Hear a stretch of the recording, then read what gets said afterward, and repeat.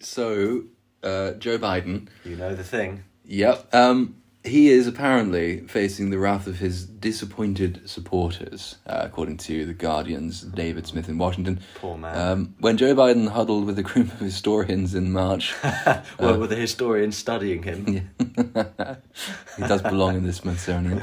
The conversation revolved around thinking big, like one of his predecessors, Franklin Roosevelt, architect of the New Deal.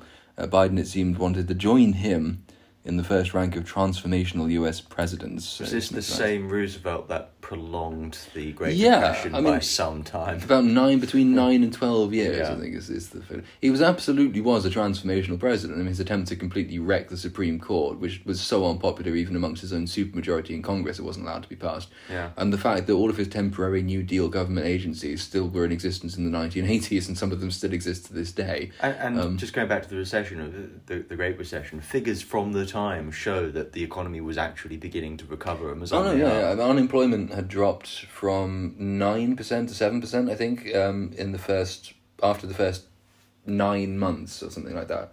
Roosevelt institutes his New Deal program, and unemployment never went below double figures again for the next decade, I think it was. It was an astonishing amount.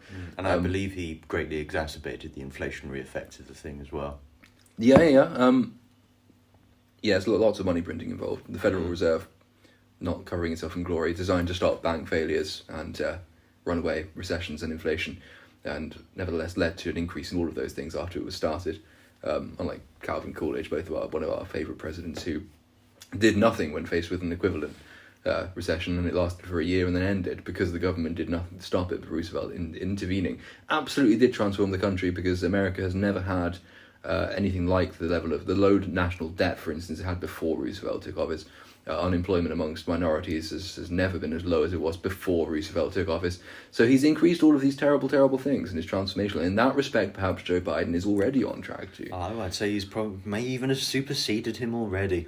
At least Roosevelt was quite an intelligent man. Yeah, we don't have any evidence of that with Joe Biden. He could string a sentence together. 6 months later, Mr. Smith writes, a very different gathering took place this week outside the White House gates. 5 young climate activists, holding signs and sitting on folding chairs, began an indefinite... he says they began an indefinite hunger strike. Hunger strikes, if they last too long, result in your death. There is no way... You can't have an indefinite hunger strike, you will die. And that's very definite. It was a visceral expression of disgust at what they see as Biden's willingness to think small... I wasn't aware he was even doing that, and break his promises, which he certainly has been doing. So basically, the Guardian's caliber of analysis is think big and think small. The think biggers don't like the think smaller, and the think smaller ought to be thinking bigger. Yeah, well done, Guardian. Something like that. It is quite interesting to know, actually, because this is not the first time. Biden has been visceral expression. It's a cliche. Let's count the cliche, shall we? Well, it is the Guardian, so do you really want to start? The Grawny ad. It's been interesting with Joe Biden, because Joe Biden, of course, had virtually the entire corporate media machine in America on his side, all the way through the election. Even parts of Fox News preferred Joe Biden to Donald Trump. Like Chris Wallace, for instance, is a registered Democrat. All those people who say that Trump's only popular because Fox, big demountable Fox did, but actually most of his free airtime came on CNN. But nevertheless, everyone in America hated him, and to the point of actively suppressing stories like the Hunter Biden laptop story, which has subsequently been admitted to be a genuine story, which was effectively covered up by the mainstream press. But interestingly, a large number of these press outlets, including CNN, which was really sort of the Biden vanguard, have been turning on Joe Biden recently. Even CNN has been starting to run articles from people saying he's not fit to be president. What the hell is he doing? We thought he would be so much better than this. Well, why did you think that? Why? These people get what they deserve. I mean, if you thought Joe Biden was going to be better than what he is, you weren't paying attention. Why would you elect a semi-comatose vegetable to the highest office of land and expect him to do something good? He was at best supposed to be a puppet for their interests, but puppets sort of have to do stuff, and he's not very malleable anymore. His bones break and ache, and he can't really move. He's not a real boy. Anyway, the young people turned out in record numbers to elect him on his climate commitments, said Nikayla Jefferson, 24, an activist helping the quietly determined hunger strikers on the edge of Lafayette Park. But over this past month, he's almost given up. He's not being a leader in this moment in the way that we need him to deliver. That doesn't make any sense. Well, no, but it's a 24-year-old climate activist. Of course it doesn't. A growing sense of betrayal is shared by campaigners for everything from gun rights, as in and anti-gun rights because they're Democrats, to immigration reform, which is anti-immigration reform because they're Democrats, from racial justice, which they don't want because they're Democrats, to voting rights, which they don't understand because they're Democrats, who saw Democrats governing majority as a once in a who saw Democrats governing majority as a once in a generation opportunity.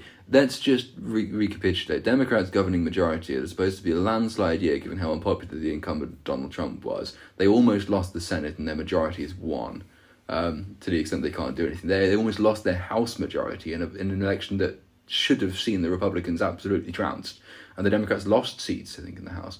So their governing majority is not... I mean, Boris in this country has this 80-seat majority. That's a governing majority that's ought to prelude massive change. Joe Biden was hamstrung, in fairness to Joe Biden, by the fact that his party is so massively unpopular that they couldn't beat the current Republican Party.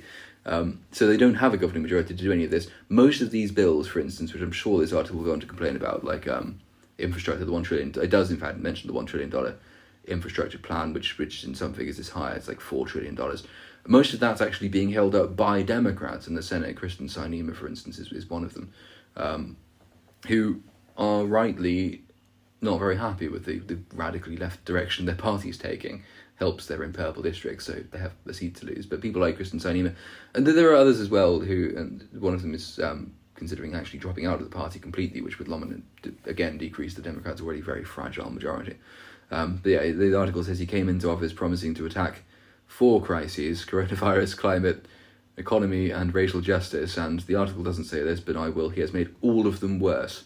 Has he made any of those better? Also, just assuming that they are crises. Well, there is that, yes. I mean, but even accepting for the sake of argument that they are, yes. Is there any one of those that he's actually not made worse? Not really, no. Racial justice being perhaps among the top there. Labour strikes, rising inflation and petrol prices, log jams in the global supply chain, a record number of arrests at the Brexit.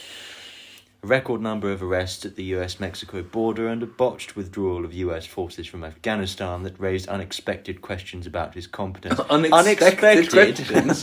Some of us were asking these questions a long time ago. Unbelievable. There have been questions about Joe Biden's competence since the 1970s. I do think that the quote, botched withdrawal of US forces from Afghanistan was sort of the sort of flashpoint, I think. Well, it ought to be. That was the moment when people who ought to have recognised his incompetence beforehand suddenly recognised his incompetence. If your press secretary has to go out and give a press conference saying this is not another Saigon, and behind her are pictures of helicopters airlifting people off the roofs of... as well. Oh, did he say it as well? He himself said it. He said this ain't going to be another Saigon, and I don't know why he's Texan. So he knows where that is. Yes. But when then the images of the people being airlifted off, and we talking about this at the time, and said Americans don't like being involved in other people's wars, but the one thing they dislike more than being involved in other people's wars is losing other people's wars, and they have been seen to lose. The only possible saving grace from this from Joe Biden is A, the involvement in Afghanistan was already unpopular, and B, it's happened quite a long way away from a presidential election. There's another good couple of years left, so whether this fades from the public consciousness, who knows? I suspect it will a little bit. It won't be as defining an issue as it really should be. But it is a huge avenue of attack that anyone, even Donald Trump, who's not always the best at this, but it's unavoidable that he will go and use this as a massive stick with which to beat these quisling wankers in the Democratic Party. Worries that Biden has lost his way have been intensified by his failure to hold an open-to-all press conference since taking office in January.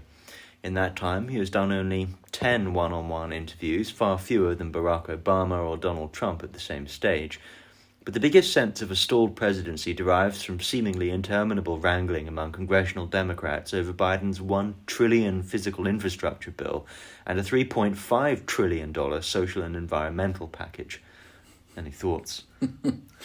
Yeah. A lot of money. When the trillions start coming out, I get anxious. There's a fantastic attempt by the Biden administration a week or two ago, when, I think this was Jen Psaki again in one of her press conferences, but it was retweeted by all the Democrats, like social media accounts, Twitter accounts, and all the rest of it, saying effectively, the Trump administration ballooned the national deficit and spent way too much money. So we have no choice but to do the same thing. Like, what? I mean, Nancy Pelosi was speaking of the Smithsonian exhibits, but Nancy Pelosi said the same thing. In what this is not a hard and fast rule of politics or budgeting or national spending or debts or deficit. Just because the previous administration spends way too much money, which the Trump administration did, does not mean the Democrats have then to spend even more money to fix that. I mean, but they did, because that's how politics works now, Ben. Labour in this country were planning on spending untold billions on climate activist policies and green policies. Boris Johnson, having won the red wall, thinks that he needs to do the same thing, so he's going to spend even more money. There was a thing actually after having spent £360 billion on coronavirus response. Yeah, which apparently doesn't count as NHS spending according to some people. No, the Labour Party in this country did just say, it came out I think in the Guardian a couple of days ago, that the Labour Party was initially planning this big campaigning splurge, attacking pork barrel spending, and the Conservative Party manifesto. Pork barrel spending is when, I mean, this is classically American, but we do it too, when you have a bill ostensibly for one thing, which inexplicably funnels an awful lot of money into something totally unrelated. So there might be, for instance, a bill to clean the water in Flint, Michigan, which for some reason will also funnel $2 trillion to a new infrastructure project in Nancy Pelosi's district in California, despite having nothing to do with it. Pork barrel spending and omnibus bills, which is the two plagues of American politics. But the Labour Party was about to complain about the Conservatives doing the same thing. The Conservatives are spending all of this money on the north of England. They've dropped this attempted campaign because they suddenly realise that actually the people in the north of England quite like the idea that if they vote Conservative they'll have more money spent on them. So the Labour Party, principled as they are, have decided they're not going to object to this anymore. In fact, they're going to promise even more spending in the north. It is just who has the biggest pork barrel. Who has the biggest, and who has the biggest purse. Yeah, and who has the biggest purse. But the Democrats are doing this. I mean, that's so much of the total $4.3 trillion packages it's just pork barrel spending, and it's completely unrelated to any actual need in the country. The economy is already recovering, and it already has significant problems with inflation, as big as they've been since the 1980s. What you do not need in a case when you're already facing rising inflation is to unnecessarily splurge $4 trillion on a recovering economy. It doesn't work. I mean, Barack Obama tried this after the 2008 crisis as a stimulus package, which notably failed to stimulate anything. All it does is add to the long-term inflationary pressures. It's just a terrible, terrible idea, but here we are. Thankfully, there's one or two Democrats in Congress who are sensible enough to hold this up, and because of the governing majority that Joe Biden failed to win, those one or two Democrats are really causing trouble, as I think the article is going on to say. Well, the article continues. Last week, Senate Republicans deployed a procedural rule known as the filibuster to block, for the second time, debate on sweeping reforms that would protect the right to vote. Activists who knocked on doors and raised funds. I wish activists wouldn't knock on doors. So we need another rule about curbing excessive activism like the Danish have. Yes, don't knock on my door. Would protect the right to vote, blah, blah, blah. The activist raised funds for Biden. The activist warned that his failure to prioritise the issue above all others could prove his biggest regret. If he has the memory to have regrets. Does he have regrets anymore? Latosha Brown, co-founder of Black Voters Matter, said, I'm going to guess that Latosha Brown is black. It would be unusual, though, for someone in a Black Lives Matter affiliated group to actually be black. It would indeed, much as in the middle class and white, but we'll go with that, yeah. She said, do I believe that he's absolutely against voter suppression? Absolutely. Do I think that he supports voting rights? Absolutely. Do I think that he is willing to use the full power of his office and his administration to ensure that voters that voted for him are not punished for voting for him? That's yet to be seen. Why does that sound hilarious? What does that mean? He's against voter suppression, which barely exists. Is he prepared to actually put his office behind campaigning against a thing that doesn't exist? She doesn't know. I assume that's what she means. Voter suppression it's such a red herring. I mean, it's there's no evidence, for instance, that voter suppression in Georgia actually exists. Voter suppression laws supposedly in place in Georgia have actually seen an increased turnout from African American voters. So they're not doing very well if they're trying to suppress the turnout. And most of it's just a procedural purging of rolls, which has happened in every single election for decades at this point. Yeah, disenchantment, it says, if you go up a little bit, was evident last weekend when dozens of activists for immigration reform staged a virtual walkout. I don't know what a virtual walkout is. Well, you just press that red phone button. You just hang up on administration officials during a video meeting. Wow. Can life go on? Has anything changed? They are critical of Biden's continuation of Trump-era border policies, such as forcing migrants to wait in Mexico pending asylum hearings, and deploying a public health order known as Title 42 to expel migrants at the border over concerns about COVID-19. Oh, I'm sorry. So the party that is basically sort of obsessive and neurotic about COVID safety and has introduced a national mask mandate and a national vaccination mandate for companies that employ over 100 people. These people are concerned about, shouldn't be concerned about COVID-19 coming over the border? It's ridiculous. Yeah, because famously it doesn't occur in events that Democrats like. So it's not a risk at Black Lives Matter protests, for instance. Coronavirus spares those. And migrants don't bring it because coronavirus also likes migrants. But it is a risk at Trump rallies because they shouldn't be allowed to go ahead because coronavirus really hates Trump. Yes. They're critical of Biden's continuation of Trump-era border policies, such as forcing migrants to wait in Mexico pending asylum hearings. In other words, they don't like legal migration. No, well, this is the thing. Joe Biden actually ended, is the thing. Joe Biden did temporarily end Trump's wait in Mexico policy, and this was attacked by the Democrats at the time. And Joe Biden went along with these attacks, saying it's terrible, it's cruel, it's horrible, it's forcing migrants to stay in squalid conditions. Well, yes. So it's terrible and it's awful, and we will end it. So Biden ends it. Lo and behold, on the southwest border alone, 2 million attempted crossings in the space of a year. And it's forcing Joe Biden to very quietly go back and reinstitute Donald Trump's wait in Mexico policy, which sort of makes it sound as though Joe Biden acknowledges Donald Trump is right. Though, of course, he never will. But if he's reinstituting Trump policies, then he has to admit that they were better than his own. Surely that's just by extension true. Speaking by phone from Puerto Palomas, a small border town in Mexico suffering water shortages, Saludares asked, "Where is Joe Biden? Where is Kamala Harris?" If I said that right, Kamala? It is, yes, Kamala. It's Kamala. Kamala is racist. Because, Kamala isn't. Yeah, good. Isn't. Where are all of these things they said that they would be able to provide us with after such a horrible period? And now what? It leaves a lot of people wondering, what actually are they doing?